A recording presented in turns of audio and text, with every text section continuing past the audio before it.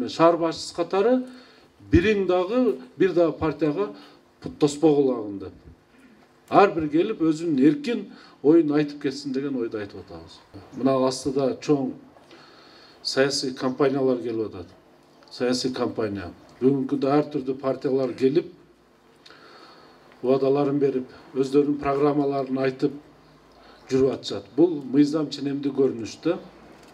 Туура, кайсы бир партия келсе, биз бардыгына бирдей шарт түзүп берип, алардын программасын угуп, анан өз билген партиябызга, ички дүйнөбүз айтып аткан программасы жаккан партияларга добушубузду берип шайлашыбыз керек да.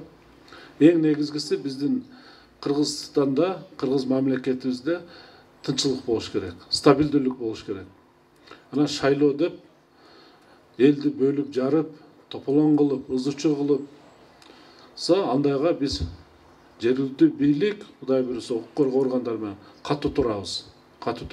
Кимде ким элди бөлө турган болсо, жаңжал кылып, тополоң кыла турган болсо, ал кайсы бир партиянын өкүлү болбосун, же талапкер болбосун, аларга катуу чара колдонобуз. Эң негизгиси элди бөлүп жарбай, шайлоону тынч өткөзөлү. Макулбу? Айтып коелу ушуну азыр мына мүмкүнчүлүктөн пайдаланып. Бүгүнкү күндө мына Кыргызстанда ызычы, тополоң кылам деген дагы күчтөр бар. Шайлоодон кийин ызычы кылып, тополоң кылабыз дегендер бар. Кыргызстан мамлекетибизди жок кылып, дагы тополоң кылам дегендер бар. Муну ачык эле айтып коелу. Андайга биз бардыгыбыз жол бербешибиз керек. Урматтуу аксакалдар, айрыкча мына отурасыздар. Апалар отурасыздар мыналар. Жаштарга жакшы сөздөрдү айтып, кой анан балам, тынч бол, аман бол, эсен бол деген сөздөрдү берип, батаны берип турушубуз керек да.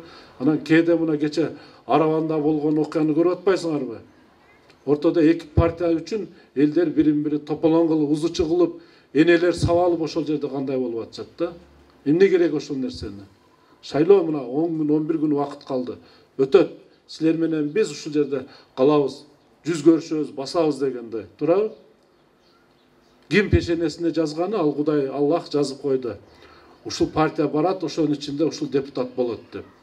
Жүгүргөн эмес, буйруган алат деген да жакшы сөз бар мусулмандарда. Эң негизгиси бизде тынчылык болуш керек, тынчылык. Анан кээде баягы өзүбүз эл башчылары, актив жетекчилер өзүбүз мындай туура эмес жактарга аралашып алып, анан элди бөлүп жарыла турган убакыттар болот. Андай болбош керек. Кыргыз мамлекетинде дайым темирдей тартип болуш керек. Темирдей тартип болгондо алдыга жылуу болот да. Макулбу? Анан кээде мына кыз көрүп атабыз, эптеп бирөөлөргө жагыныш үчүн, элди өзүнө тартыш үчүн эмне гана сөздөрдү айтпай атышат да. Эмне гана деген сөздөрдү айтпай атат. Андай болбош керек. Айтсын, биз бардыгына бирдей шарт түзөбүз. Келсин, мына түзүп атабыз Кудай буйруса, бардыгына. Жакшы программаларын айтсын, элди ынтымакчылыкка, биримдикке чакырып коюп, анан кетиш керек да. Эл өзү билет дегенде. Анан шайлоонун эмеси деп эле азыр бардыгы ызычы тополоң кылып, андай кылып койду, мындай кылып койду деп. Биз көргөнбүз бир убактарда келгенде светти өчүрүп коюп, элдин астын тосуп келбе деп, апарбагы мына партияга дегендерди да көргөнбүз да. Азыр андай эмес да, мына бардыгын айтып атабыз мен. Шаар башчысы катары бириң дагы бир дагы партияга тоспогулагын деп. Ар бир келип өзүнүн эркин оюн айтып кетсин деген ойду айтып атабыз. Бул эми мүмкүнчүлүктөн пайдаланып, мен мына массалык маалымат каражаттары да турат. Мына шайлоого дагы 11 күн убакыт калып атат. Эң негизгиси биздин Кыргызстан деген мамлекетибиздин стабилдүүлүгү үчүн, өнүп өсүш үчүн бардыгыбыз көзүбүздүн карегиндей ушул тынчылыкты Аллахтан тилеп, ушу иштерди алып барышыбыз керек деген ойдомун.